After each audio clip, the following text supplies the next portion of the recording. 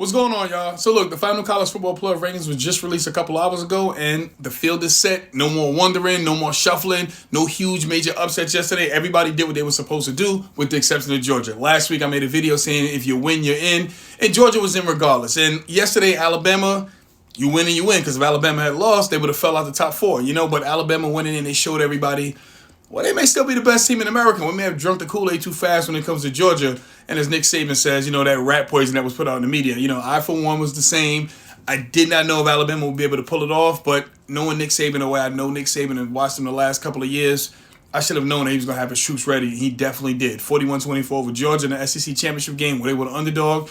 And they proved and showed everybody, like, hey, we're probably still the best team in the country. Don't let these bad games fool you. And they did what they're supposed to do, right? So now they locked in the number one spot, which is a little surprising because I thought Michigan would probably be the number one team. But, I'm going to move over to Michigan because that's the second team, the second-ranked team. And they stayed put for another week. And, they went ahead and they won the Big Ten championship 42-3. They looked great. They did what they were supposed to do.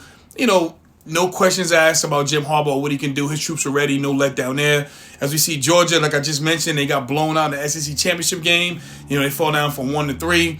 We'll see what they're made out of. We'll see if Kirby Smart will have his troops ready because, Nick Saban just has his number. Nick Saban's 7-0 against Kirby Smart for his career. And, Kirby Smart's a great coach. Georgia only allowed 9.8 points per game during the season, and we all bought into the hype, and we all thought they were going to be invincible. They're going to walk through Alabama or get close to blowing them out.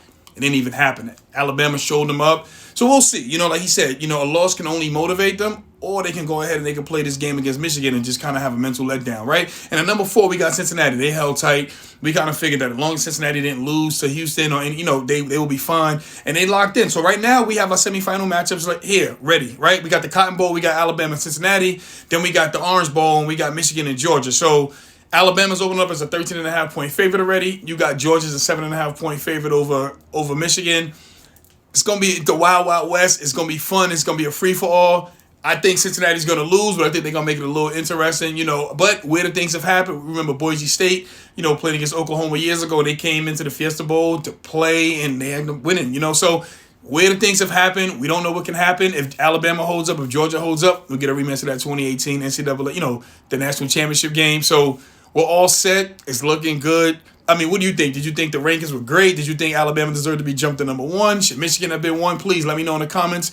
Let's sit there and talk about it, right? Like, this is it. The college football playoff is set. No backing off. Let's get it.